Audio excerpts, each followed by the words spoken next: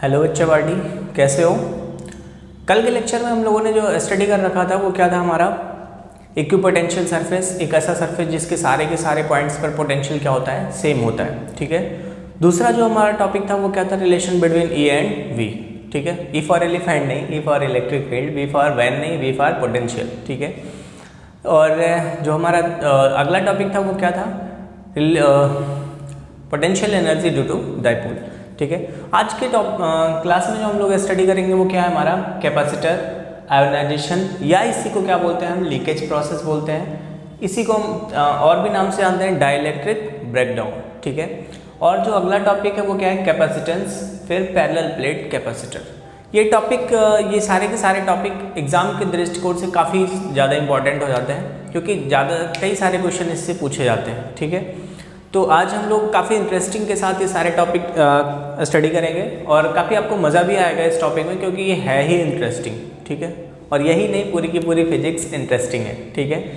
तो शुरुआत करते हैं लेक्चर की। सबसे पहले हम देखते हैं कैपेसिटर क्या चीज़ होती है। ठीक है। पहला हमारा टॉपिक क्या है, कैपेसिटर क्या चीज़ होती है। कैपेसिटर, आप जब मोबाइल खरीदने जाते हो या कैमरा खरीदने जाते हो ना, तो आप ऐसा देखते हो ना कि इस कैमरे का फ्लैश कितना अच्छा है, जिससे हम रात में अगर फ़ोटो हमें कवर करनी हो या कहीं डार्कनेस है वहाँ हमें फ़ोटो कवर करनी हो तो हम उसका फ्लैश चेक करते हैं, कैमरे का फ्लैश कितना है। अगर फ्लैश काफ़ी अच्छा है तो हम कैमरे को परचेज करते हैं, मोबाइल का फ्लैश अच्छा है तो हम मोबाइल को परचेज करते हैं उसके कैमरे के साथ साथ। ठीक है। ये फ्लैश का काम क्या होता है, कैसे ये वर्क करता है। तो ये जो फ्लैश लाइट हमें मिलती है ना, ये कहाँ से मिलती है, कैपेसिटर से मिलती है। कैपेसिटर क्या चीज़ होती है, कैपेसिटर एक टाइप की ऐसी डिवाइस होती है ना जो चार्ज को स्टोर करती है अपने अंदर, पूरी की पूरी चार्ज अंदर आ जाओ। ठीक। तो कैपेसिटर एक टाइप की डिवाइस होती है जो चार्ज को क्या करती है, स्टोर करती है। अब चार्ज को स्टोर करती है तो किसके फॉर्म में स्टोर करेगी, चार्जेस को किस फॉर्म में स्टोर करती है, इलेक्ट्रिक फील्ड के फॉर्म में। ठीक है। Capacitor is a type of device which is stored charge in the form of electric field। ठीक है। इलेक्ट्रिक फील्ड क्या है, एक टाइप की एनर्जी है। तो आप ये भी बोल सकते हो कि कैपेसिटर एक डिवाइस होता है जो चार्ज को स्टोर करता है किसके फॉर्म में, इलेक्ट्रिक फील्ड के फॉर्म में, या एनर्जी को स्टोर करता है किसके फॉर्म में, इलेक्ट्रिक फील्ड के फॉर्म में। डन है, कोई दिक्कत नहीं। कैपेसिटर एक ऐसी डिवाइस होती है जो क्या करती है, अपने अंदर चार्जेस को स्टोर करती है किसके फॉर्म में, इलेक्ट्रिक फील्ड के फॉर्म में। ठीक है। या एनर्जी को स्टोर करती है। डन है। अब आप फिर बोल सकते हो, यहाँ से आप क्वेश्चन उठा सकते हो कि नहीं सर, अब बैटरी भी हमारा क्या होता है, चार्ज को स्टोर करती है।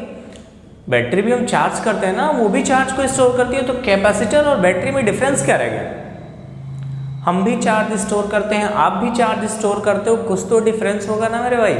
ठीक है। तो वो डिफरेंस क्या है कि बैटरी भी चार्ज को स्टोर करती है, कैपेसिटर भी स्टोर करता है। तो दोनों में डिफरेंस क्या है, बैटरी जो चार्ज को स्टोर करने के बाद जो सप्लाई करती है ना, वो स्लोली करती है, एक साथ नहीं करती। लेकिन कैपेसिटर क्या करता है ना, ये जितने भी चार्ज को स्टोर किया एक साथ ऐसे छोड़ देता है। ठीक। इसलिए जैसे ही हम फ्लैश की बटन को प्रेस करते हैं ना, तुरंत एक साथ इतनी तेजी से लाइट निकलती है, क्योंकि ये कैपेसिटर उसमें यूज होता है। और कैपेसिटर सारी की सारी चार्जेस को एक साथ, सारी की सारी एनर्जी को एक साथ रिड्यूस कर देता है। समझ में आई बात। तो यही एक डिफरेंस है कि बैटरी जो है वो एनर्जी को स्लोली रिमूव करता है अपने से, लेकिन कैपेसिटर क्या करता है, एनर्जी को एक साथ रिमूव कर देता है। ठीक है। फैन में हो गया, आपके कैमरे, फोन, फ्लैश लाइट में हो गया, और भी कई सारे डिवाइसेस हैं जिसमें हमारा क्या होता है, कैपेसिटर यूज होता है। जनरेटर हो गया। ठीक है। जनरेटर वो बड़ा वाला नहीं है। ठीक है। छोटा मोटर जो होते हैं। ठीक। और देखते हैं, थोड़ा आगे देखते हैं। मान लिया हमारे पास कोई एक चार्ज है, यहाँ पे हमने एक चार्ज ले रखा है। ठीक है।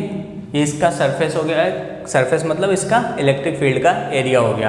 अब अगर ये पॉजिटिव चार्ज है तो इससे जो इलेक्ट्रिक फील्ड निकलेंगे ना, वो आउटवर्ड होंगे या इनवर्ड होंगे, आउटवर्ड होंगे। तो इससे जो फील्ड लाइंस निकलेंगी वो आउटवर्ड होंगी। ठीक है। तो ये मान लिया हमने इलेक्ट्रिक फील्ड का डायरेक्शन है। ठीक है। अब हम इस सिस्टम को, ये हमारे पास एक सिस्टम है जिसमें एक चार्ज रखा हुआ था। ठीक है, और इस चार्ज की वजह से जो इसका इलेक्ट्रिक फील्ड है वो बाहर की तरफ है, ऑल पॉसिबल डायरेक्शन में, ऐसा नहीं सिर्फ इधर ही है, ऑल पॉसिबल डायरेक्शन में। अब ध्यान से देखिएगा, हम चाहते हैं कि इस सिस्टम को हम ज़्यादा से ज़्यादा चार्ज दे सकें। अगर कोई हमारे पास सिस्टम है या कैपेसिटर ही है तो कैपेसिटर को हम चार्ज कब तक दे सकते हैं, कितना चार्ज दे सकते हैं, ये भी तो हमें जानना जरूरी है। ठीक है, तो हम कैपेसिटर को कितना चार्ज दे सकते हैं वही हम देखते हैं कि अगर हमारे पास एक सिस्टम है, कोई भी सिस्टम, कोई भी बॉडी है जिसके अंदर एक चार्ज रख दिया हमने, ठीक है, एक चार्ज हमने दे दिया है प्लस क्यू चार्ज, उसके बाद हम इस पर क्या कर रहे हैं, लगातार चार्ज देते जा रहे हैं, हम इधर से चार्ज सप्लाई करते जा रहे हैं। चार्ज क्या है करते जा रहे हैं, सप्लाई करते जा रहे हैं चार्ज, ठीक है, सप्लाई करते जा रहे हैं, करते जा रहे हैं, करते जा रहे हैं। अब इसके अंदर चार्ज क्या होता जा रहा है, स्टोर होता जा रहा है। कब तक स्टोर होगा ये हमें जानना है, ठीक है। तो मान लिया एक टाइम तक इसमें चार्ज स्टोर हुआ। अब थोड़ी देर के लिए एग्जांपल देखो, जैसे आपके पास एक छोटा सा जग है या आप बकेट ले लो, कोई भी, नथिंग मैटर, ग्लास ले लो, कोई दिक्कत नहीं। हमने एक जग ले रखा है, ठीक है, इस जग में मैं ऊपर से वाटर डाल रहा हूँ, ठीक, वाटर डाल रहा हूँ, एक टाइम ऐसा आएगा ना कि जग पूरी तरह क्या हो जाएगा, वाटर से फिलअप हो जाएगा। अब उसके बाद अगर हम वाटर डालते हैं ना जग में तो वाटर क्या होगा, बाहर आ जाएगा। समझ में आएगा, वाटर हमने जग में डाला, जग धीरे धीरे करके क्या होता गया, बढ़ता गया। एक टाइम के बाद जग पूरी तरीके से वाटर से फिलअप हो गया। अब उसमें इतना सा भी अगर वाटर हमने डाल दिया ना तो वो बाहर आ जाएगा, मतलब लीकेज हो जाएगी। समझ में आई, ब्रेक डाउन हो जाएगा। तो वही सेम प्रोसेस क्या होता है, इसमें होता है कैपेसिटर में। लेकिन इसमें तो ऐसा है नहीं कि चार्ज बाहर गिर गया, है ना, बाहर तो चार्ज गिरेगा नहीं। तो इसमें क्या होता है वो हम देखते हैं। मान लिया इसकी कैपेसिटी कितनी है, अगर ये हमने ले रखा है तो इसमें अपने आप 100% जब चार्जेस स्टोर हो जाएंगे, कोई हमारे पास डिवाइस है तो उसके अपने एटम होंगे, ठीक है। तो अगर यहाँ से हम चार्ज देते जा रहे हैं तो लगभग इसकी कैपेसिटी मान लो 100 है, मान लिया कितना है, 100 है, ठीक है। जैसे ही मैंने इसको 100 चार्ज दिया ना तो यहाँ पे क्या होगा, चार्ज स्टोर्ड होते रहेंगे, ठीक है। लेकिन जैसे ही मैंने 100 से अबव दिया ना, ये चार्ज निकल के कहाँ जाएंगे, एयर में, क्योंकि इसके बाहर तो क्या है हमारा, एयर है। चार्ज निकल के कहाँ जाएंगे, एयर में जाएंगे। डन है। अब चार्ज जब एयर में जाएंगे तो एयर में भी क्या होंगे, मॉलिक्यूल। ऐसा तो है नहीं एयर में कुछ है ही नहीं, एयर में क्या है, मॉलिक्यूल है। एयर में क्या है, मॉलिक्यूल है। समझ में आई बात। अब ये चार्ज जो जाएगा इस मॉलिक्यूल से, तो मॉलिक्यूल में क्या है, एटम है, और एटम में भी इलेक्ट्रॉन प्रोटॉन है। तो जब ये चार्ज निकल के इस एयर के मॉलिक्यूल से टकराएगा, और मॉलिक्यूल से टकराने के बाद क्या करेगा, मॉलिक्यूल से इलेक्ट्रॉन को रिमूव करना चाहेगा, ठीक है, इलेक्ट्रॉन को रिमूव करना चाहेगा। और इलेक्ट्रॉन को जब रिमूव करना चाहेगा तो यहां से इलेक्ट्रॉन रिमूव होगा, नॉर्मली नहीं रिमूव होगा। क्यों, क्योंकि ये इलेक्ट्रिक फील्ड इतना स्ट्रांग होना चाहिए कि इस जो हमारा सबसे स्ट्रांग फोर्स है, स्ट्रांग न्यूक्लियर फोर्स, उससे ज़्यादा होना चाहिए, तभी इलेक्ट्रॉन रिमूव होगा, अदरवाइज रिमूव नहीं होना। मतलब जो इलेक्ट्रिक फील्ड की वैल्यू है ना, इलेक्ट्रिक फील्ड की वैल्यू वो ग्रेटर देन होना चाहिए स्ट्रांग न्यूक्लियर फोर्स से। जिस टाइम ये कंडीशन हो जाएगा, मतलब हम यहाँ से चार्ज बढ़ाते जा रहे हैं, इलेक्ट्रिक फील्ड हमारा बढ़ता जा रहा है। एक ऐसा कंडीशन आएगा ना जब ये इलेक्ट्रिक फील्ड स्ट्रांग मॉलिक्यूल के स्ट्रांग न्यूक्लियर फोर्स से ज़्यादा हो जाएगा, उस टाइम क्या होगा, ये एयर को क्या करता जाएगा, एयर से चार्ज को रिमूव करता जाएगा। और एयर से चार्ज को रिमूव कर देना मतलब एयर को पूरी तरीके से क्या कर देना, पॉजिटिवली चार्ज कर देना। वहाँ से इलेक्ट्रॉन रिमूव हो जाएगा तो ये मॉलिक्यूल कैसा हो जाएगा, पॉजिटिव चार्ज हो जाएगा, ठीक है। और इलेक्ट्रॉन यहाँ क्या हो जाएगा, फ्री हो जाएगा। समझ में आई बात। फिर से देखो, हमने क्या किया, इस सिस्टम को चार्ज देना शुरू किया, ठीक है। इस सिस्टम की अपनी कैपेसिटी थी 100 चार्ज की, ठीक है। जैसे ही मैंने 100 से प्लस चार्ज दिया, वो चार्ज कहाँ आया, एयर में आया।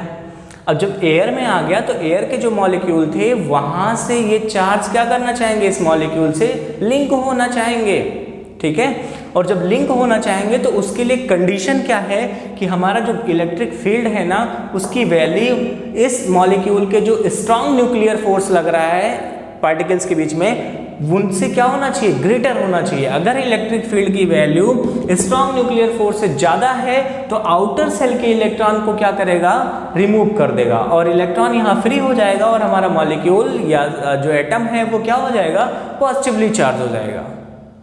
मॉलिक्यूल ना बोल के हम एटम बोल दें, एटम हमारा क्या हो जाएगा, पॉजिटिवली चार्ज हो जाएगा। डन है, ये एटम हमारा क्या हो जाएगा, पॉजिटिवली चार्ज हो जाएगा। ठीक है, और जब एटम पॉजिटिव चार्ज हो जाएगा और इलेक्ट्रॉन यहाँ फ्री हो जाएगा तो इलेक्ट्रॉन कहाँ जाए, उसके लिए भी तो समस्या। तो आप जैसे यहाँ से आप एनर्जी देते रहते हो, ये इलेक्ट्रॉन वापस आके इसी से, जैसे ही आप इसको चार्ज देते रहते हो, ये इलेक्ट्रॉन वापस आके इससे क्या होता है, मिलता जाता है। इसीलिए क्या होता है, इस सिस्टम के बाहर जो है ना वो ऐसा नहीं कि चार्ज घूमा करते हैं और चार्ज का बॉन्डल हो गया पूरा, ऐसा कुछ नहीं है। इसके बाहर नॉर्मल कंडीशन होता है और इसके अंदर आप 100 से ज़्यादा आप दे नहीं सकते हो, क्योंकि जैसे आप दोगे बाहर से जो इलेक्ट्रॉन है वो अंदर आएगा और उसको फिर न्यूट्रल कर देगा। मतलब ये 100 कांस्टेंट बरकरार रहेगा आपका और बाहर भी कोई इफेक्ट नहीं पड़ता है। और इस तरीके से हम कैपेसिटर को क्या करते हैं, चार्ज करते जाते हैं, सिस्टम को चार्ज देते रहते हैं एक लिमिट तक, जहाँ तक उसकी कैपेसिटी होती है। उसके बाद क्या होता है, वो लीकेज शुरू हो जाता है और लीकेज को ही हम क्या बोलते हैं, आयोनाइजेशन बोलते हैं। ठीक है, आयोनाइजेशन बोलते हैं। ठीक है, और इस प्रोसेस को हम क्या बोलते हैं, लीकेज प्रोसेस। डन है, कोई दिक्कत नहीं। अब जिस वोल्टेज पर, जिस इलेक्ट्रिक फील्ड पर, ठीक है, ये प्रोसेस होता है कि एटम क्या होने लगते हैं, आयोनाइज्ड होने लगते हैं, उस वोल्टेज को हम क्या बोलते हैं, breakdown, sorry dielectric breakdown.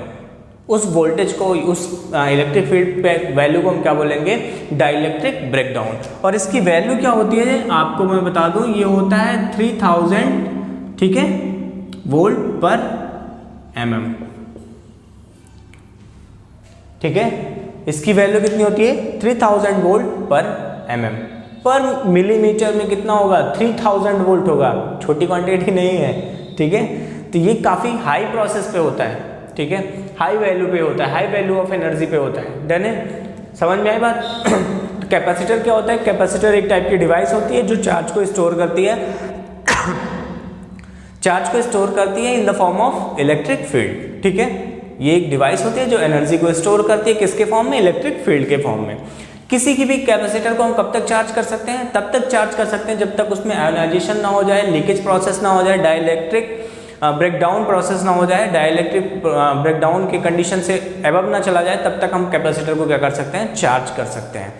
Ionisation क्या होता है कि किसी भी कैपेसिटर को अगर बाहर से चार्ज देते जा रहे हैं तो एक लिमिट के बाद उसमें क्या हो जाता है, चार्ज बाहर एयर में जाना शुरू कर देते हैं और एयर के मॉलिक्यूल को क्या करना शुरू कर देते हैं, आयोनाइज करना शुरू कर देते हैं। उसके लिए कंडीशन क्या कि इलेक्ट्रिक फील्ड की वैल्यू स्ट्रॉन्ग न्यूक्लियर फोर्स की वैल्यू से क्या होनी चाहिए, ज़्यादा होनी चाहिए, तभी हमारा आयोनाइजेशन प्रोसेस स्टार्ट होगा। अब ये बात आती है कि अगर हम फिर भी इसको चार्ज देते जा रहे हैं तो क्या होगा, तो आयोनाइजेशन के बाद यहाँ से जो इलेक्ट्रॉन फ्री होता है वही हमारे दिए हुए चार्ज को फिर से आगे क्या करता है, न्यूट्रलाइज कर दिया जाता है, इसलिए हमारा कैपेसिटर कांस्टेंट प्रोसेस पे चार्ज रहता है। डन है, इसका स्नैपशॉट ले लो, उसके बाद अगला टॉपिक हम लोग देखते हैं। तो अगला जो हम लोगों का टॉपिक है वो क्या है, कैपेसिटेंस। ठीक है, कैपेसिटेंस क्या चीज़ होती है, ठीक है। ध्यान से देखिएगा, जब हम किसी डिवाइस को चार्ज देते जा रहे थे तो वो क्या करता जा रहा था, स्टोर करता जा रहा था। तो कैपेसिटेंस उसकी प्रॉपर्टी हो गई कि वो कितना चार्ज स्टोर कर सकता है। किसी भी डिवाइस की जो प्रॉपर्टी होती है कि वो कितना चार्ज स्टोर कर सकता है, वो क्या कहलाता है, कैपेसिटेंस कहलाता है। समझ में आया बात। अब ध्यान से देखो, जब हम डिवाइस को चार्ज दे रहे थे तो चार्ज देने की वजह से उसका क्या इलेक्ट्रिक फील्ड बढ़ रहा था, है ना। देखो ध्यान से, कैपेसिटेंस हम हेडिंग डाल देते हैं, कैपेसिटेंस। ठीक है, जब हम चार्ज देते जा रहे थे तो इलेक्ट्रिक फील्ड का फार्मूला क्या, KQ/R², और पोटेंशियल का फार्मूला क्या, KQ/R। ठीक है, अगर हम चार्ज बढ़ाते जा रहे हैं तो हमारा इलेक्ट्रिक फील्ड बढ़ता जा रहा है, पोटेंशियल भी बढ़ता जा रहा है। समझ में आई बात, कोई दिक्कत नहीं। तो हम जैसे जैसे चार्ज बढ़ाते जा रहे थे, चार्ज देते जा रहे थे, सप्लाई करते जा रहे थे चार्ज का, वैसे वैसे हमारा क्या होता जा रहा था, पोटेंशियल बढ़ता जा रहा था। किसी भी सिस्टम को हम जैसे जैसे चार्ज देते जा रहे थे वैसे वैसे क्या होता जा रहा था, उसका पोटेंशियल बढ़ता जा रहा था। अब अगर हम, आप जानते हो प्रोपोर्शनलिटी हटाते हैं तो कोई कांस्टेंट लगाते हैं, प्रोपोर्शनलिटी हमने हटाया तो एक कांस्टेंट लगाया क्या, c, ठीक है, समझ में आई बात। तो यहाँ से हम c इज इक्वल टू क्या लिख सकते हैं, q अपॉन v। यही c जो होता है ये क्या होता है हमारा, कैपेसिटेंस होता है, कैपेसिटेंस होता है, ठीक है, कैपेसिटेंस ऑफ कैपेसिटर। समझ में आई बात। c इज इक्वल टू क्या, q अपॉन v। किसी भी कैपेसिटर की वो प्रॉपर्टी जिसकी वजह से वो कितना चार्ज स्टोर कर रहा है, ये क्या दिखाता है, कैपेसिटेंस दिखाता है। समझ में आई बात। अब आपको फार्मूले से क्या लग रहा होगा कि जो C है ना वो Q पे डिपेंड कर रहा है और V पे डिपेंड कर रहा है, लेकिन बेसिकली ऐसा नहीं होता है। जो कैपेसिटेंस होता है ना ही वो चार्ज पे डिपेंड कर रहा है, ना ही वोल्टेज पे डिपेंड करता है। तो डिपेंड किस पे करता है, अगर कैपेसिटेंस चार्ज पे डिपेंड नहीं करता है, वोल्टेज पे डिपेंड नहीं कर रहा है, तो किस पे डिपेंड कर रहा है, डिपेंड कर रहा है उसकी डायमेंशन पे, ठीक है, उसका साइज क्या है, उसकी प्रॉपर्टी क्या है, उस पर डिपेंड कर रहा है, उसका एरिया कितना है उस पर डिपेंड कर रहा है, ठीक है, समझ में आई बात। तो कैपेसिटेंस क्या होता है कि 1 वोल्ट पर, समझ में आ रही बात, 1 वोल्ट पर कितना चार्ज स्टोर किया जा रहा है, ये क्या दिखाता है, कैपेसिटेंस बताता है, ठीक है, उस कैपेसिटर की कैपेसिटी को दिखाता है। कैपेसिटेंस मतलब कैपेसिटी हो गई, उस कैपेसिटर के चार्ज स्टोर करने की कैपेसिटी को दिखाता है कौन, कैपेसिटेंस। समझ में आई बात, कोई दिक्कत नहीं। ये ना तो चार्ज पे डिपेंड करता है ना ही वोल्टेज पे डिपेंड करता है, ये किस पे डिपेंड करता है, उस कैपेसिटर के डायमेंशन पे डिपेंड करता है, उसकी प्रॉपर्टी पे डिपेंड करता है, उसकी प्रॉपर्टी क्या है, ठीक है, समझ में आया, उसका मटेरियल क्या है उस पर डिपेंड करता है, कोई दिक्कत नहीं। तो इसका यूनिट क्या होगा, ध्यान से देख लो, क्यू चार्ज का क्या, कूलॉम पर वोल्ट। इसी को एक साइंटिस्ट हमारे आए फैराडे साहब, फैराडे साहब के नाम पे इसके जो यूनिट को रखा गया वो क्या रखा गया, फैराड, जिसको हम कैपिटल F से रिप्रेजेंट करते हैं, फैराड। डन है, कोई दिक्कत नहीं। तो अगला टॉपिक हम लोग देख लेते हैं, पैरेलल प्लेट कैपेसिटर क्या होता है। इसका आप स्नैपशॉट ले लो। अगला टॉपिक जो हम लोगों का है वो क्या है, parallel plate capacitor. Parallel plate capacitor को समझने से पहले हम एक एग्जांपल के थ्रू इसको समझने की कोशिश करते हैं, जिससे हमारा प्रोसेस क्या हो जाए, आसान हो जाए। कैसे, ध्यान से देखिए, अगर हमारे पास 2 बकेट है या 2 जग है, एक की हाइट इतनी है, ठीक है, और एक हमने ध्यान से देखिएगा ऐसे ले रखा है, कोई दिक्कत नहीं, समझ में आ रही बात, ठीक है। तो अब ध्यान से देखिए, इसमें हमने वाटर डालना स्टार्ट किया, ठीक है, वाटर डालना क्या किया, स्टार्ट किया। इसमें भी हमने वाटर डालना स्टार्ट किया, ठीक है, वाटर डालना स्टार्ट किया, ठीक, दोनों में हम वाटर डाल रहे हैं। अब ध्यान से देखो, मैंने 100 ml वाटर डाल रखा या 1 लीटर डाल रखा, इसकी जो हाइट पहुंची वो यहाँ तक पहुंची, लेकिन 1 लीटर में ये कहाँ तक पहुंचा, यहीं तक पहुंचा, कोई दिक्कत नहीं। हमने 1 लीटर और डाला, ये यहाँ तक भर गया, और ये अभी कहाँ पहुंचा, यहीं तक पहुंचा, ठीक है। 1 लीटर और डालेंगे तो मान लिया ये एकदम पूरी तरीके से क्या हो गया, भर गया, लेकिन अभी इसमें कहाँ है, यहीं तक है। अभी इसमें और भी वाटर डाला जा सकता है, लेकिन इस वाले में क्या हुआ, और वाटर हम नहीं डाल सकते हैं, समझ में आ रही बात। तो अब इसमें हम अगर और वाटर डालना चाहेंगे ना तो लीकेज हो जाएगी तुरंत, समझ में आ रही है। लेकिन इसमें अभी हम और वाटर डालना चाहें तो हम आराम से इसमें वाटर फिलअप कर सकते हैं, थोड़ा बहुत, बहुत ज़्यादा नहीं, लेकिन थोड़ा बहुत फिलअप कर सकते हैं। अब ध्यान से देखना भैया, इसके जो दोनों सरफेसेस है ना, ये सरफेस और ये सरफेस, इनके बीच का ये डिस्टेंस अगर हम d मानते हैं, तो ये d हम अगर कम रखते हैं तो हमारा वाटर क्या हो रहा है, कम आ रहा है। लेकिन अगर इसी d को हम क्या कर रहे हैं, इन दोनों सरफेसेस के बीच में d को हम बढ़ा दे रहे हैं तो वाटर हमारा ज़्यादा आ रहा है। लेकिन वाटर कैसे आ रहा है, फैल के आ रहा है। ये ध्यान देना, वाटर कैसा है, फैला हुआ है, और इसमें वाटर क्या फैले नहीं है, कंप्रेस्ड है, ठीक है। अब ध्यान से देखो, अगर हम 2 प्लेट लेते हैं, कैसे, कैपेसिटर के अगर हम 2 प्लेट लेते हैं और दोनों प्लेट को हम आपस में क्या करते हैं, बहुत दूर कर देते हैं, जिससे ज़्यादा से ज़्यादा चार्ज उसमें हम क्या कर सकें, स्टोर कर सकें, तो उनको हमने दूर रखा। अब ध्यान से देखो, इसके बीच में जो चार्ज यहाँ रखा हुआ है ना, इससे क्या होगा, ऑल पॉसिबल डायरेक्शन में इलेक्ट्रिक फील्ड लाइंस निकलेंगी। ठीक है, ऑल पॉसिबल डायरेक्शन में इलेक्ट्रिक फील्ड लाइंस निकल रही हैं। आप क्या सारी की सारी फील्ड लाइंस को स्टोर कर सकते हो, सारी की सारी इलेक्ट्रिक फील्ड स्टोर कर सकते हो? क्योंकि ये कोई इधर भागा, कोई उधर भागा, कोई इधर भागा, कोई इधर, आप तो दूर हो ना। आप जब तक पकड़ना चाहोगे तो आपको क्या होना चाहिए, पास आना चाहिए। अब बीच में से आप कहाँ निकल के जाओगे? हम दोनों तो दोनों साइड से आपको क्या कर रखा, स्टोर कर रखा है ना। तो आप बीच से निकल के कहाँ जा पाओगे? ज़्यादा दूर जा पाओगे नहीं। दोनों प्लेटें हमारी क्या कर लेंगी, आपको क्या करेंगी, स्टोर कर लेंगी ना। तो हमें क्या करना है कि हम इन दोनों प्लेट को पास भी रखें और ज़्यादा से ज़्यादा क्या कर सके, चार्ज को स्टोर कर सकें। उसके लिए कंडीशन क्या, देखो हम इनको क्या करेंगे, पास रखेंगे, जिससे हमारी इलेक्ट्रिक फील्ड ज़्यादा से ज़्यादा कवर हो जाए, इधर उधर भाग ना पाए। दूर रखेंगे तो भाग जाएंगी, लेकिन पास रखेंगे तो हम उनको पकड़ सकते हैं। तो हम इस डी को कम करेंगे, लेकिन ये वाला जो एरिया है ना, सरफेस एरिया है, इसको हम क्या करेंगे, बढ़ा देंगे। और इस एरिया को जो हम बढ़ा देंगे तो हम ज़्यादा से ज़्यादा वाटर को क्या कर सकते हैं, स्टोर कर सकते हैं, भले ही हमारा डी कम हो। और डी कम करना ही करना है, क्योंकि कम नहीं करेंगे तो हमारी इलेक्ट्रिक फील्ड मतलब एनर्जी जो है वो हम स्टोर ही नहीं कर पाएंगे। ठीक है, तो हमें डी को क्या करना है, कम रखना है। और इस एरिया को, प्लेट का जो एरिया, ये प्लेट है ना, प्लेट का जो सरफेस एरिया है, इसको हम क्या कर रहे हैं, बढ़ा देंगे। बढ़ाने के बाद फिर हम चार्ज और एनर्जी को स्टोर करते जाएंगे लगातार। ठीक है, समझ में आया प्रोसेस? तो ध्यान से देखिए कैसे हम स्टोर करते हैं चार्ज को। ये हमारे पास दो पैरेलल प्लेट हैं, इनको हमने बहुत दूरी पे नहीं, बहुत ही पास रखा है। ठीक है, एक पर मैंने प्लस चार्ज दे रखा है, एक प्लेट पर क्या चार्ज दे रखा है, प्लस चार्ज दे रखा है। ठीक है, और एक पर क्या दे रखा है, माइनस चार्ज दे रखा है। ठीक है, ध्यान रखिएगा, ये लगभग बराबर रहेंगे। ठीक है, मैंने चार्जेस बराबर दे रखे हैं दोनों प्लेट पर। ठीक है, बस अपोजिट हैं। ठीक, इनके बीच का डिस्टेंस हमने क्या ले रखा है, स्मॉल डी ले रखा है। और इस प्लेट का जो सरफेस एरिया है ना, एरिया है एरिया ऑफ प्लेट, ये हमने ले रखा है कैपिटल ए, दोनों का कैपिटल ए। ठीक है, दोनों का एरिया कितना, कैपिटल ए रखा, बराबर है। ठीक है, इनके बीच का डिस्टेंस क्या है, स्मॉल डी है, कोई दिक्कत नहीं।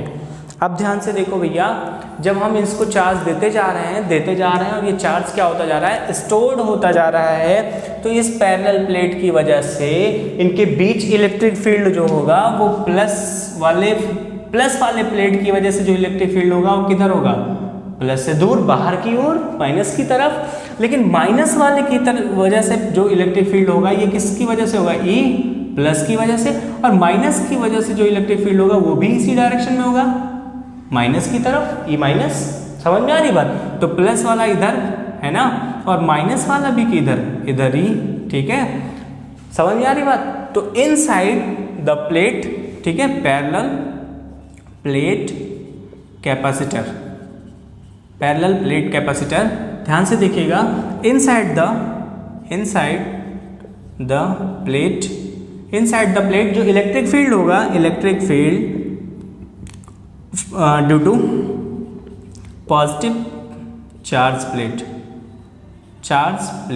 ठीक है, पॉजिटिव चार्ज प्लेट की वजह से जो इलेक्ट्रिक फील्ड होगा E plus Q is equal to क्या हो जाएगा, आपने फर्स्ट चैप्टर में पढ़ रखा था गॉसेस थ्योरम का एप्लीकेशन। ठीक है, वहाँ हमने क्या लिया था, एक इनफाइनाइट लेंथ का चद्दर सीट था, है ना, प्लेट था इनफाइनाइट लेंथ का, इनफाइनाइट एरिया का, तो उसकी वजह से हमने जो इलेक्ट्रिक फील्ड निकाल रखा था वो क्या था, सिग्मा अपॉन 2 एप्सिलॉन नॉट।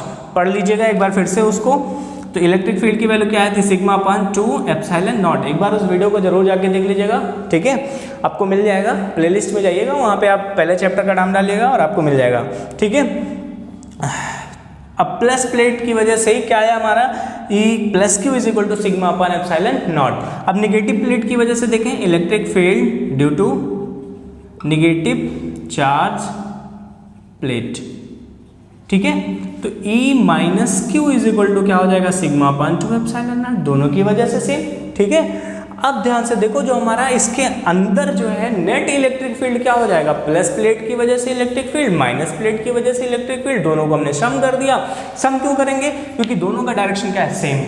अगर अपोजिट होता तो नेगेटिव कर देते। ठीक है, तो नेट इलेक्ट्रिक फील्ड क्या हो जाएगा, ध्यान से देखिएगा, net electric field inside the capacitor. ठीक है, नेट इलेक्ट्रिक फील्ड हमने E मान लिया, E इज इक्वल टू क्या हो जाएगा, E plus Q plus E minus Q. ठीक है, अब दोनों का डायरेक्शन सेम होने की वजह से हमने दोनों को जोड़ लिया, तो क्या हो जाएगा sigma upon 2 epsilon not plus sigma upon 2 epsilon not, और ये क्या हो जाएगा 2 सिग्मा अपान 2 एप्सिलॉन नॉट, और 2 कैंसिल हो जाएगा, तो क्या हो जाएगा सिग्मा अपान एप्सिलॉन नॉट। समझ में आई बात, कोई दिक्कत नहीं है। अब देखो भैया, हमारे पास जो कैपेसिटेंस है ना वो किसके फॉर्मेट पे है, पोटेंशियल और चार्ज के फॉर्मेट पे है। ठीक है, तो हम इसको कन्वर्ट करेंगे किस फॉर्मेट में, चार्ज के और पोटेंशियल के फॉर्मेट पे। तो आप जानते हो हम लोगों ने जो पिछले लेक्चर में पढ़ रखा था E और V के बीच में relation, V is equal to क्या होता है, E into R. V is equal to क्या होता है, E इंटू आर। नहीं समझ में आता है तो ऐसे देख लो, आप E इज इक्वल टू क्या लिखते हो, के क्यू अपान आर स्क्वायर, और V इज इक्वल टू क्या, के क्यू अपान आर। अगर हम इसमें एक R से मल्टीप्लाई कर दें तो यही तो V हो गया हमारा, ये कैंसिल हो जाएगा, यही क्या हो जाएगा V, तो V इन बाई क्या हो जाएगा, R इज इक्वल टू क्या, E, तो V इज इक्वल टू क्या हो जाएगा, E इंटू आर। ठीक है, कोई दिक्कत नहीं।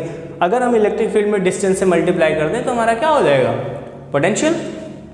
तो आप जानते हो since V is equal to क्या होता है, E इंटू, यहाँ R ना लेकर के हमने क्या ले रखा है, D, तो V इज इक्वल टू क्या हो जाएगा, E इंटू D, तो इसको हमने यहाँ पुट किया। ठीक है, तो E इज इक्वल टू क्या हो जाएगा, V बाई D, इसको हमने इस इक्वेशन में पुट किया तो हमारे पास क्या निकल के आएगा, V upon D is equal to sigma upon epsilon not.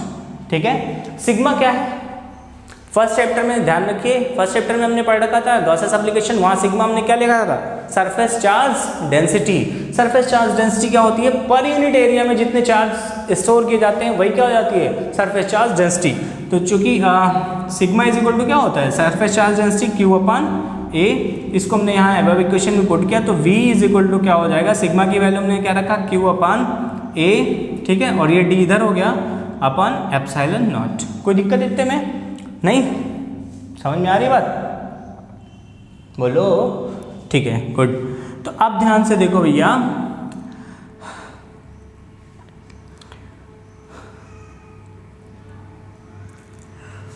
इसको हम इधर ट्रांसफर करते हैं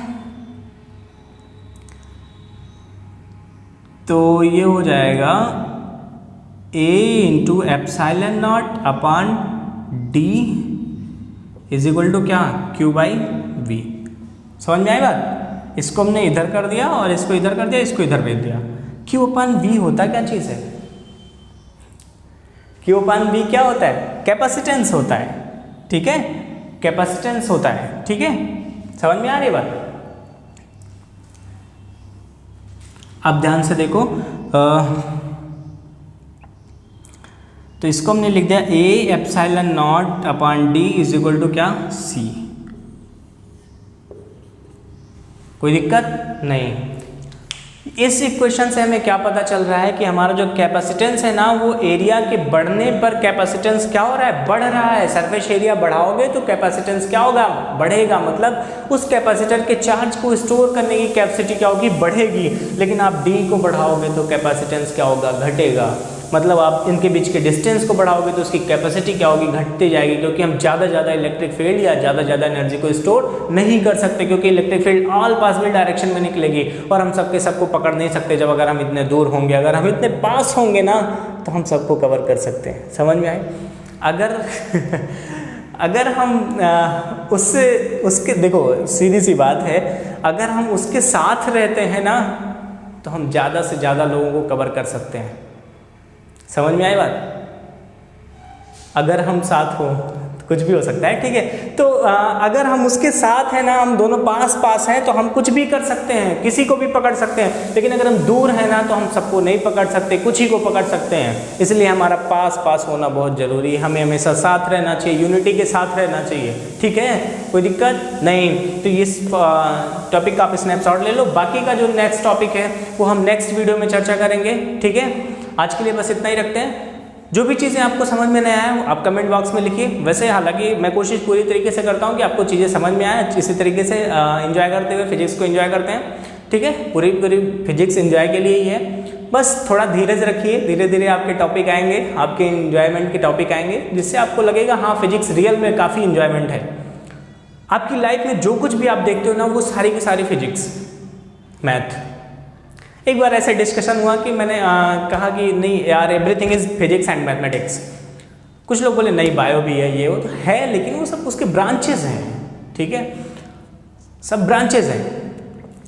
कुछ लोग बोलते नहीं है ये अपने आप में अलग है। ठीक है भैया अलग है, कोई बात नहीं, डिस्कशन नहीं करना, लेकिन हमारी फिजिक्स है, हम एंजॉय करते हैं, बढ़िया से आराम से उसको समझते हुए पढ़ते हैं, ठीक है। तो मस्त रहिए, आराम से पढ़िए, कोई दिक्कत नहीं। जहाँ भी दिक्कत आए आप कमेंट बॉक्स में लिखिए, आपकी प्रॉब्लम को क्या किया जाएगा, सॉल्व किया जाएगा। डन है।